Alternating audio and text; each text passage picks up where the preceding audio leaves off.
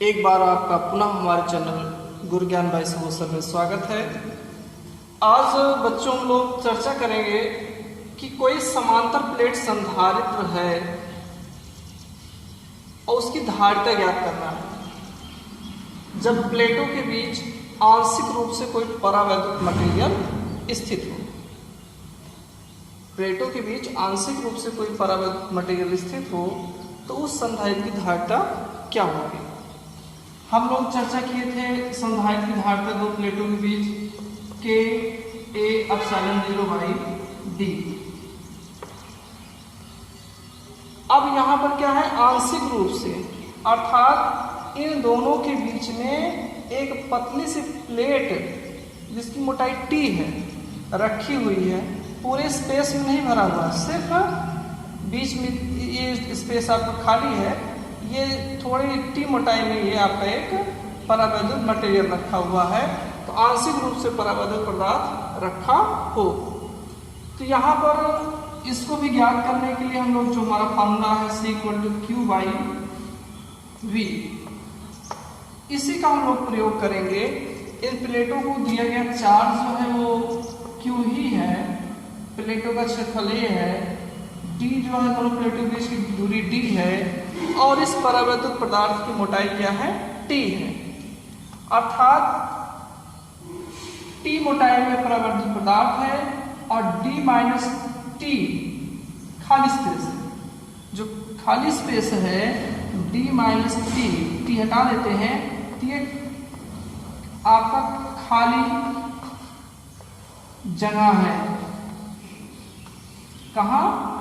प्लेटों के बीच।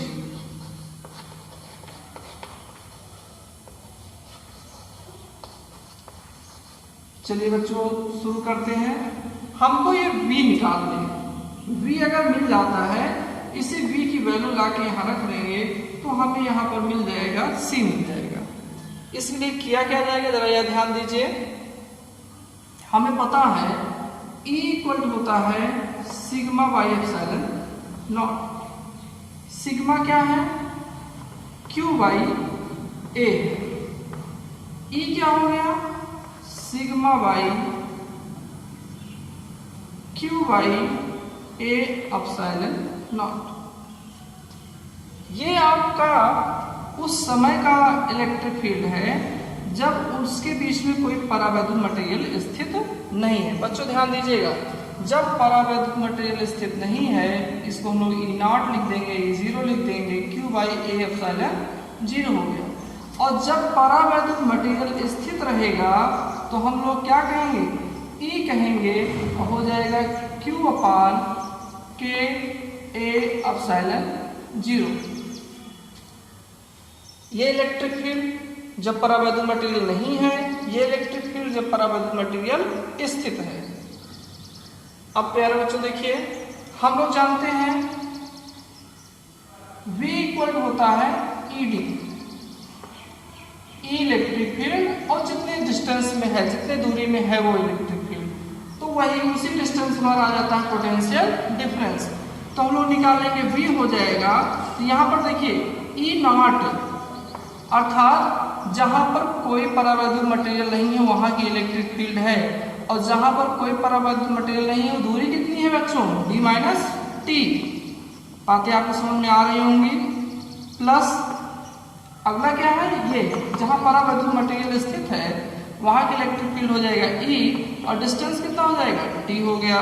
तो V इक्वल टू हो गया हमारा E0 कितना है, Q बाई A एप्सिलॉन 0, और ये आपका हो गया D minus T plus Q by K A epsilon 0 हो जाएगा, और ये हो जाएगा आपका T। इसके बाद बच्चों में बातें पूरी आपको समझ में आ रही होंगी। हम लोग क्या करेंगे, यहां से Q A एप्सिलॉन 0 कॉमन कर लेंगे। चलिए बच्चों समीकरण इक्वेशन आप फर्स्ट रहने दीजिए, बाकी हम लोग एरेज कर लेते हैं। तो हमारा V इक्वल हो जाएगा Q by A epsilon 0 bracket में D minus T plus T by K. बच्चों ध्यान दीजिएगा, यहाँ पे Q by epsilon zero common कर लिए, D minus T plus T by K आ गया। अब हम लोग इसे भी इरेज कर देते हैं। v की वैल्यू हम लोग यहाँ रख देंगे इक्वेशन फर्स्ट में, तो c इक्वल टू आपका हो जाएगा q बाई पूरा बच्चों से रख दीजिए k q epsilon zero d minus T plus T by के। ये आपका कैंसिल हो जाएगा, ये ऊपर चला जाएगा, c इक्वल टू हो जाएगा a एप्सिलॉन जीरो ब्रैकेट में d minus T plus T by के हो जाएगा। बच्चों ये हमारा फॉर्मूला हो गया। उसके बाद अब आप बच्चों देख रहे हो c इक्वल टू आ गया a epsilon zero d minus T plus T by के। यही है जब दो प्लेटों के बीच में आंशिक रूप से कोई परावैद्युत मटेरियल रख दिया जाता है तो उसकी धारता क्या हो जाती है, epsilon zero D minus T plus T by के। यहाँ पर बच्चों जब किसी परावैद्युत मटेरियल को रखते हैं तो धारिता बढ़ भी जाती है। बच्चों ध्यान रखिएगा, क्योंकि डिस्टेंस कम हो जाता है और डिस्टेंस ये स्पेस कम हो जाता है। अब स्पेस हमारा कितना है, डी माइनस टी ही है, तो स्पेस जब कम हो जाएगा, आपको पहले बताया था धारिता क्या हो जाएगी, बढ़ जाएगी। ये बच्चों आपका फार्मूला हो गया। और हम लोग यहीं पर एक फार्मूला और देख लेते हैं कि यदि T1, T2, T3 मोटाई के कई सारे मटेरियल रखे जाएं, कई सारी पट्टियां रखी जाएं, इनकी मोटाइयां अलग अलग हैं, परावैद्युतांक की सबका अलग अलग है, तब हमारा C हो जाएगा a epsilon zero d minus T1 plus T2 plus T3 plus आपका हो जाएगा T1 by K1 plus T2 by K2 plus T3 by K3 हो जाएगा। तो ये आपका फॉर्मूला आ गया जब कई सारे परावैद्युत मटेरियल स्थित होंगे।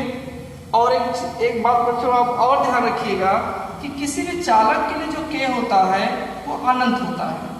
चालक का परावैद्युतांक क्या होता है, अनंत होता है। कोई भी चालक है उसका परावैद्युतांक क्या होगा, अनंत होगा। तो आज हम लोगों को दो फार्मूला मिला, जब कई सारे परावैद्युत मटेरियल स्थित हो तब का फार्मूला ये है, और जब आपका आंशिक रूप से कोई एक परावैद्युत मटेरियल स्थित हो जिसकी मोटाई T हो तो उसका फार्मूला A है। ये आपका है। और बच्चों हम लोग इसको कैसे निकालें, हम लोग पहले V इक्वल टू ED से दो चीज निकाल दिए। एक हमारा E नॉट कहाँ पर है, D माइनस टी में है, और दूसरा E कहाँ है, कितने डिस्टेंस में है, T डिस्टेंस में है। इसी को बच्चों ध्यान रखिएगा।